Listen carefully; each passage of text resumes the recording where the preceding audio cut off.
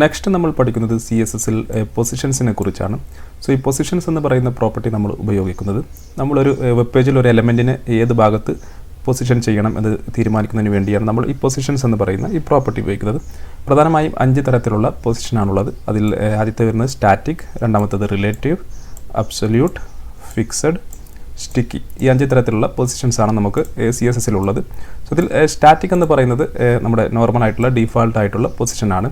So നമുക്ക് top, bottom, left, right എന്ന് പറയുന്ന പ്രോപ്പർട്ടീസ് നമുക്ക് ഈ സ്റ്റാറ്റിക്കാണ് നമ്മൾ സെലക്ട് ചെയ്യുന്നതെങ്കിൽ, അതായത് ഡീഫാൾട്ട് ആയിട്ടുള്ള പൊസിഷൻ ആണെങ്കിൽ നമ്മൾ പൊസിഷൻസ് പ്രോപ്പർട്ടി കൊടുത്തിട്ടില്ലെങ്കിലും അതിൻ്റെ പൊസിഷൻ എന്ന് പറയുന്നത് സ്റ്റാറ്റിക് ആയിരിക്കും.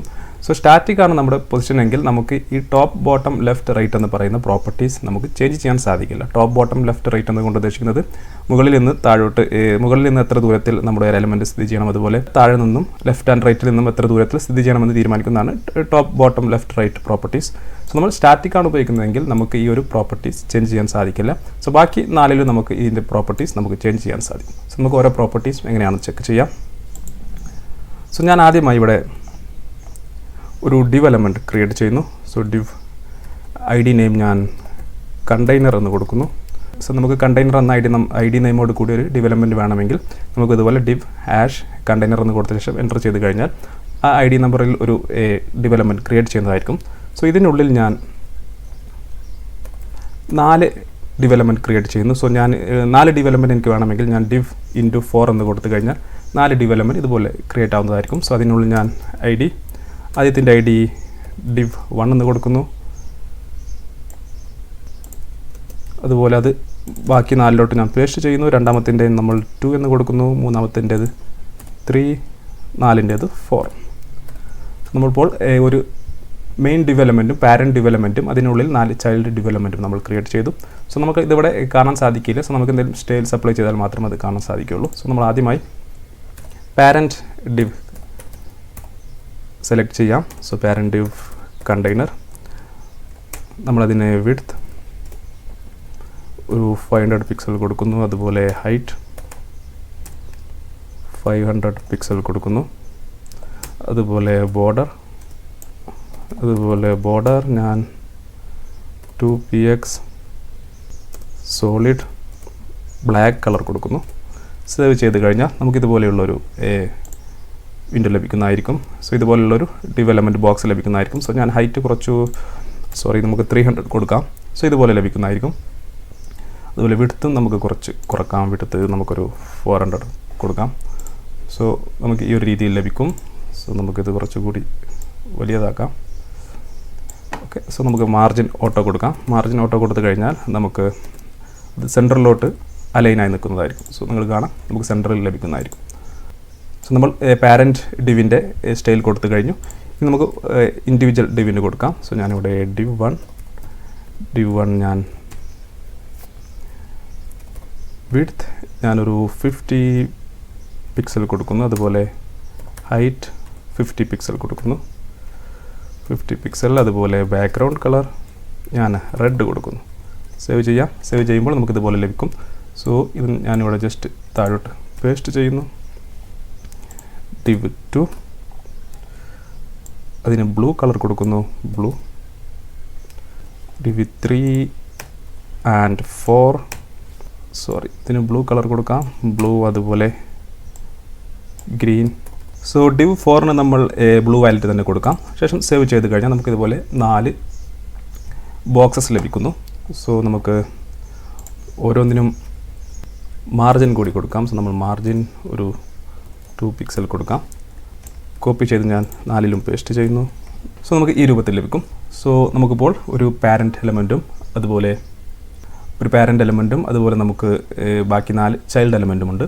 സോ ഇനി നമുക്ക് ആദ്യത്തെ പൊസിഷൻ എന്ന് പറയുന്നത് div 1 എലമെൻറ്റിൻ്റെ നമ്മൾ പൊസിഷൻ എന്ന് പറയുന്ന പ്രോപ്പർട്ടി സെലക്ട് ചെയ്യുന്നു. സോ ഇതിൽ നമ്മൾ സ്റ്റാറ്റിക് കൊടുക്കുന്നു. സ്റ്റാറ്റിക് എന്ന് പറയുന്നത് നോർമലാണ്. നമ്മൾ സേവ് ചെയ്ത് കഴിഞ്ഞാൽ ഒരു ചേഞ്ചസും വരുന്നതായിരിക്കില്ല.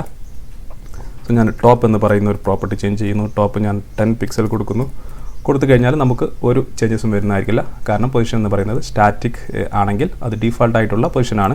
സോ ഞാൻ ഈ പൊസിഷൻ ഡിലീറ്റ് ചെയ്ത് സേവ് ചെയ്ത് കഴിഞ്ഞാലും ഒരു ചേഞ്ചസും ഇവിടെ വരുന്നതായിരിക്കില്ല.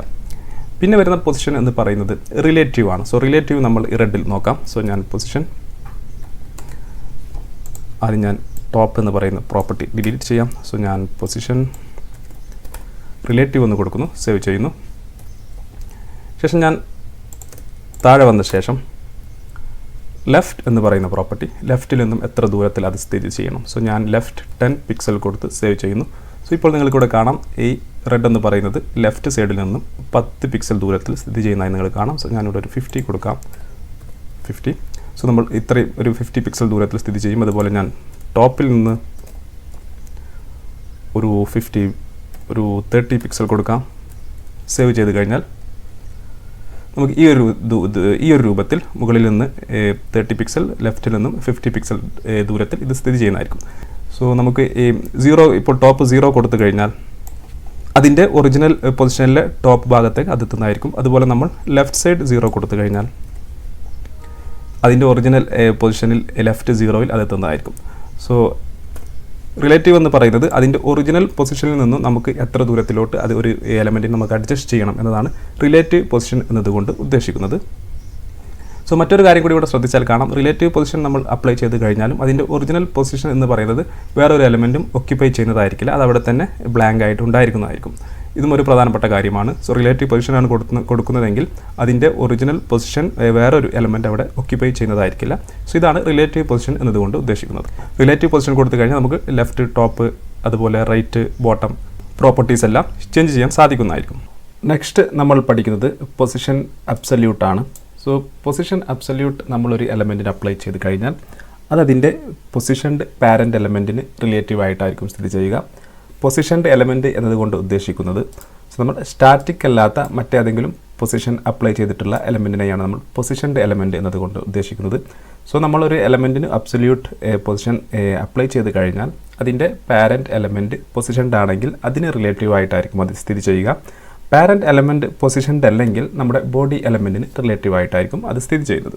സോ നമുക്ക് അത് നമ്മുടെ പ്രോഗ്രാമിൽ ചെയ്ത് നോക്കാം. സോ നമുക്ക് ഈ ഒരു ഗ്രീൻ കളറിന് നമുക്ക് അബ്സല്യൂട്ട് പൊസിഷൻ അപ്ലൈ ചെയ്യാം. സോ ഗ്രീൻ കളർ div 3 ആണ്. സോ div 3 വന്നു കഴിഞ്ഞാൽ div 3യുടെ പാരൻ്റ് എലമെൻറ്റ് എന്ന് പറയുന്നത് ഈ കണ്ടെയ്നർ എന്ന് പറയുന്ന ഈ div ആണ്, മെയിൻ div ആണ്, അതായത് നമ്മുടെ ഈ ബ്ലാക്ക് ബോർഡറുള്ള ഈ ബോക്സ് ആണ്.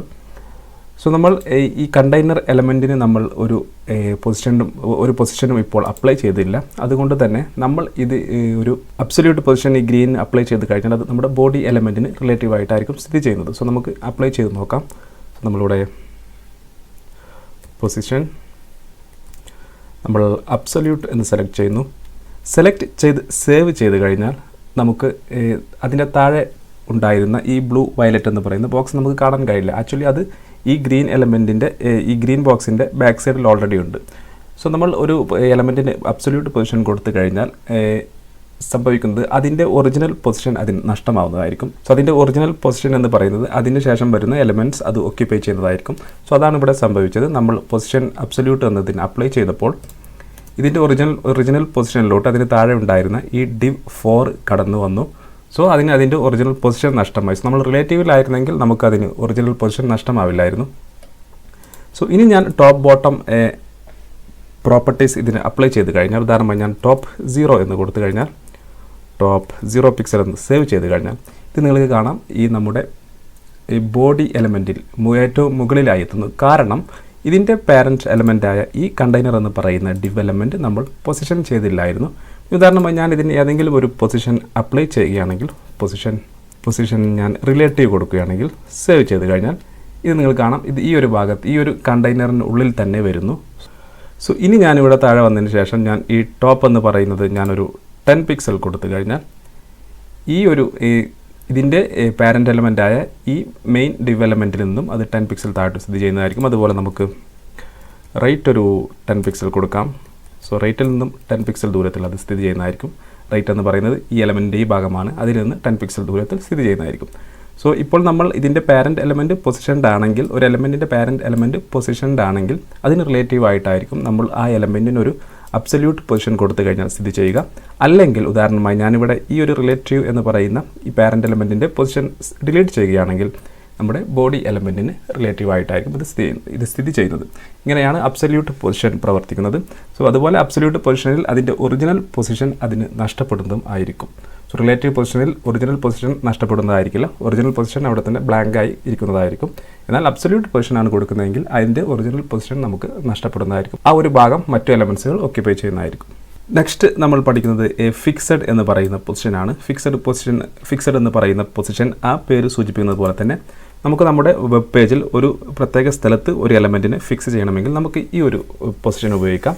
സോ ഉദാഹരണമായി ഞാനിപ്പോൾ ഈ ബ്ലൂ വയലറ്റ് എന്ന് പറയുന്ന ഈ ഒരു ബോക്സിന് നമ്മൾ പൊസിഷൻ ഫിക്സഡ് കൊടുക്കുന്നു. സോ പൊസിഷൻ ഫിക്സഡ് കൊടുത്ത് സേവ് ചെയ്ത് കഴിഞ്ഞാൽ പ്രത്യേക മാറ്റങ്ങളൊന്നും സംഭവിക്കില്ല. ശേഷം ഞാൻ അതിൻ്റെ ടോപ്പ് ബോട്ടം പ്രോപ്പർട്ടീസ് ചേഞ്ച് ചെയ്യുന്നു. സോ ഉദാഹരണമായി എനിക്ക് ഇത് ഈ ഒരു ഭാഗത്താണ് വേണ്ടത് നോക്കുക.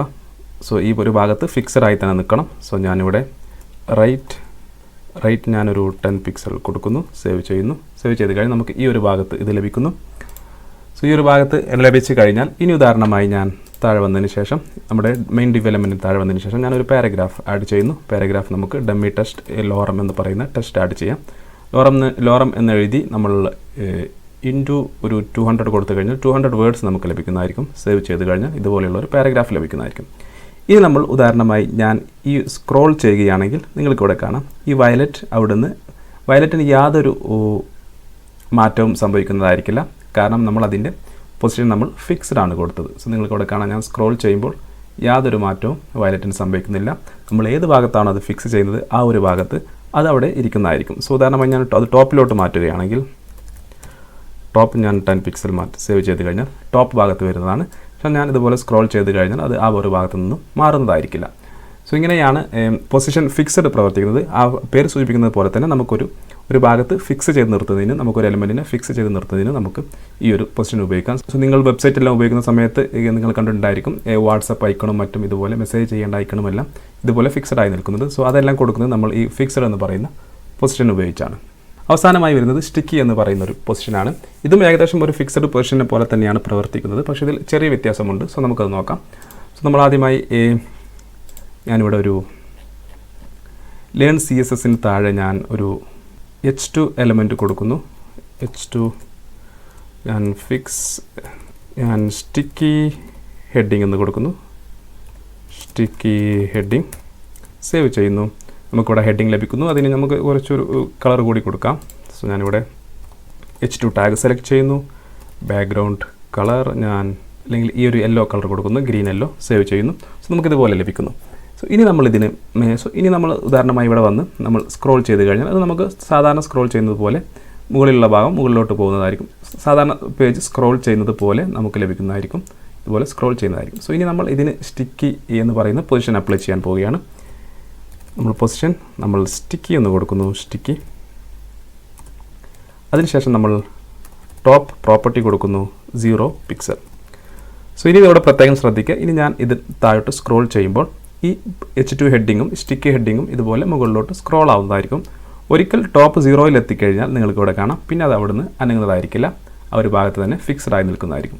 ഓക്കെ. അപ്പോൾ ഇത് നമ്മൾ മുകളിലോട്ട് കൊണ്ടുവരുമ്പോൾ നമ്മളത് താഴോട്ട് ഇതുപോലെ സ്ക്രോൾ ആവുന്നതായിരിക്കും. അതുപോലെ നമ്മൾ താഴോട്ട് കൊണ്ടുപോയി കഴിഞ്ഞാൽ ആ ഒരു 0 പിക്സലിൽ എത്തിക്കഴിഞ്ഞാൽ അവിടെ സ്റ്റിക്കി ആയി നിൽക്കുന്നതായിരിക്കും. ഇതിനെയാണ് നമ്മൾ സ്റ്റിക്കി പൊസിഷൻ എന്നതുകൊണ്ട് ഉദ്ദേശിക്കുന്നത്.